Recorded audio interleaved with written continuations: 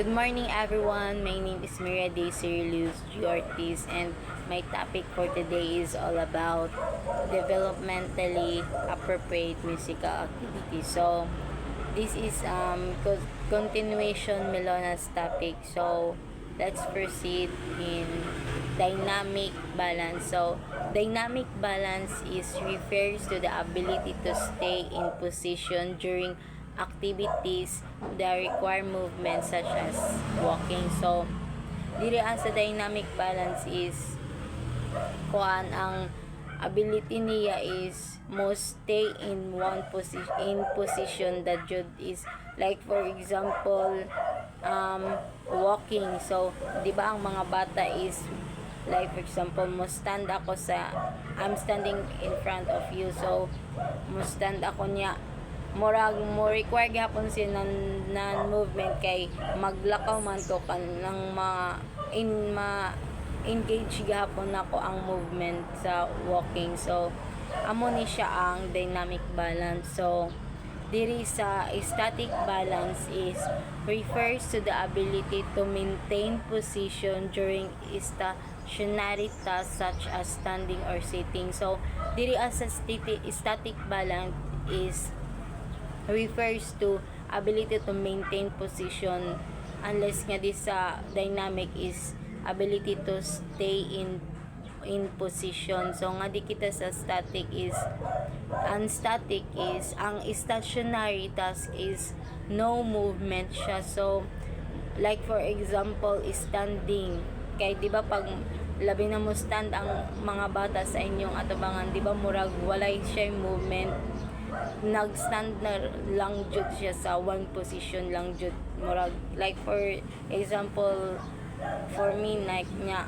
mag sitting lang ko nya, di ba walay movement na mahitabo kay nag sit raman ko. So murag ang kalahian nila is diri is balance siya but may movement, pero nga di sa static balance balance pod siya but no movement ang kanan.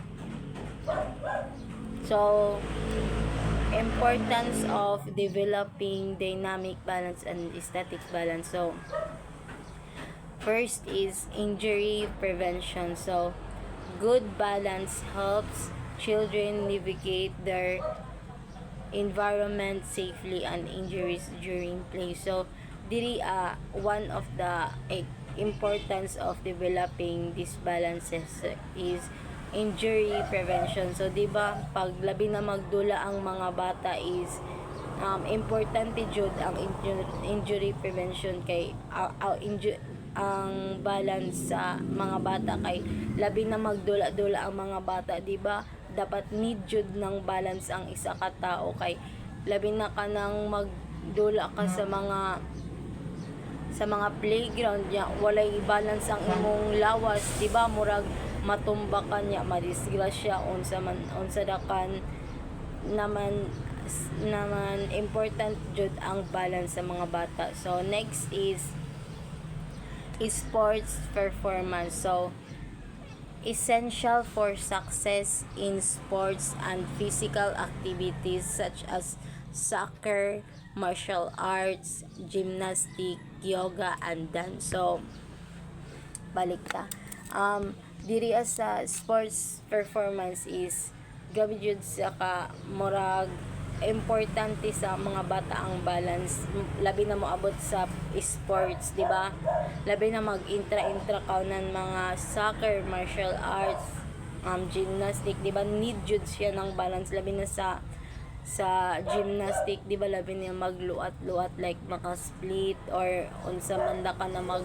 need lang balance na mga sports, di ba dapat need jud siya kay kung wala ang balance dili jud na murag mo part ko sa sports kay lahi ba na murag important ang balance is one of the factor is ma-success ka sa mga sports, labi na sa mga imo intrahan, di ba murag makadaog na kaw kung anad na kaw ini na mga balance sa imo self. So next is self-confidence. So mastering balance is skills both children's is self-esteem and confidence in their physical activity. So that is importante jud ang confidence, ang bata sa self-confidence is labi na yon mag-intra sila ng mga duwa, like for example nga di sa sports, di ba, kung may ilan na mga balance or may ilan na mga kahibaw, murag mag-apil-apil na sila, murag mas ma-boast ang ilang confidence na murag mag-join sa mga sports or sa mga unsa na ka na mga murag mo suit sa ilan na mga kuan, sa ilang mga balance na makaya. So diri ata sa next, my topic is locomotor skills. So locomotor skills is a physical action that propels an individual from one place to another. The main motor skills are walking, marching, running, and jumping. So diri sa koan sa locomotor skills is ability sa niya na murag mo engage gihapon siya og balance, but nga di is murag locomotor, murag ang mga lawas mga action ng isa ka bata mo prefer nga ni sa motor skills, like ang ani sa marching, walking, di ba, for example sa jumping, di ba, murag action jud siya permanente. Ang locomotor is individual from one place to another, murag one place jud kanya mo adto ka sa lahi na place gihapon, pero with action jud siya permanente.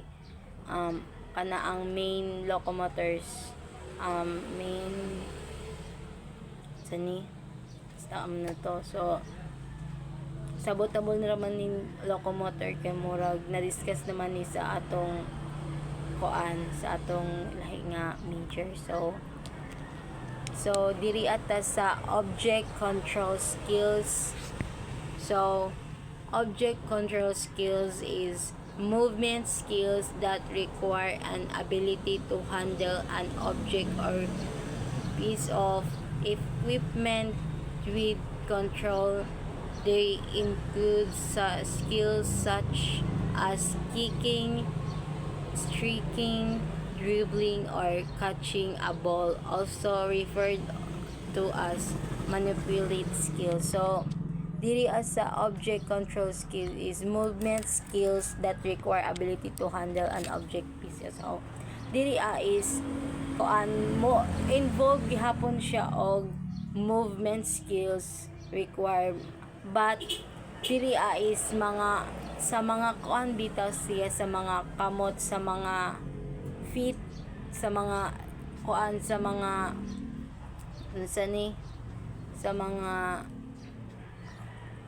sa mga kalawasan gihapon siya mo engage gihapon siya og movement, but with object siya, murag labi na on mag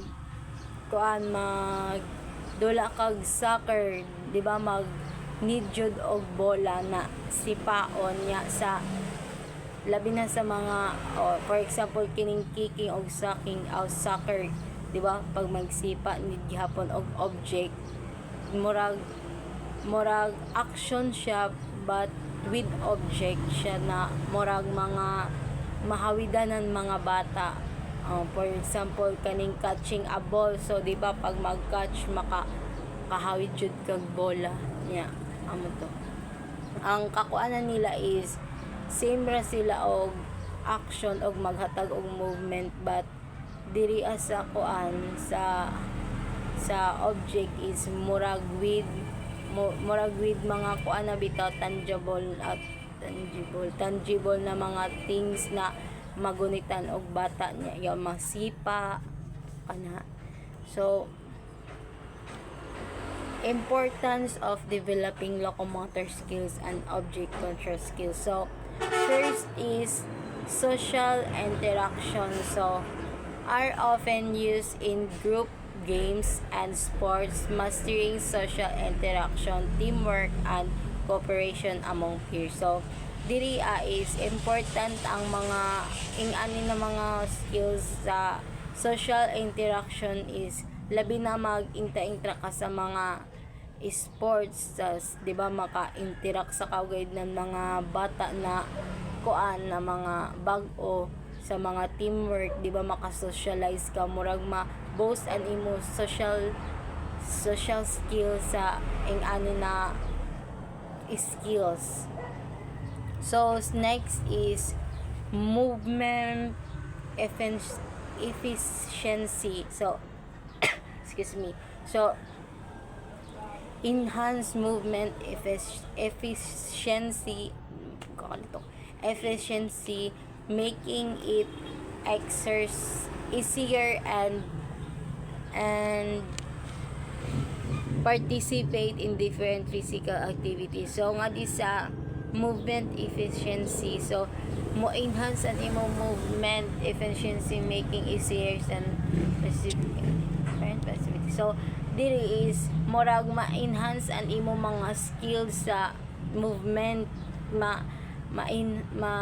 murag maanad na ka sa mga kuan, labi na kun ma-adapt nimo ini as soon as possible. Murag sa imo pa pagkabata murag na-adapt na ni sa imong self, di ba, kun labi na kun mag-intra ko sa mga sayaw, di ba, kun may imo na skills sa mga ing-ani or sa mga sports, di ba, kun mo intra ko sa mga ing-ana murag pag intra nimo easy ra kan sa imo kay murag naanad naman ka og may imo na knowledge about this mga movement. So next is physical health. So physical health is very important of these skills. So physical health, developing these skills promote cardiovascular health, muscular strength, and coordination. Diba?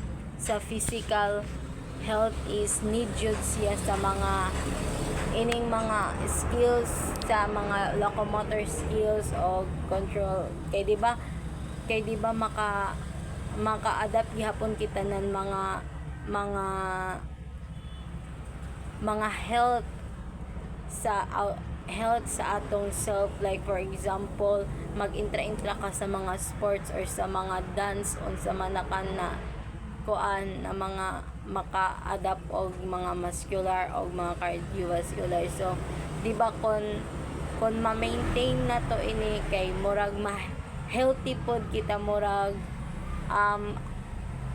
daily routine na nato na murag mag-exercise niya, di ba, perminti na kita yon mag intra, di ba, maka-adapt na kita na ma-stay ng ato self og sa ang ato lawas sa mga healthy, physical healthy, like for example mga strength nato sa ato lawas, cardiovascular, coordination, di ba, mabalance na nato ang ato mga lihok og mga dapat lihokon og dili lihokon niya, makaya og di makaya sa mga kuan, sa mga butang na kuan na kaya lang sa atong kaugalingon, di ba, ma-adapt sa biyaw nato sa mga ato kuan physical health.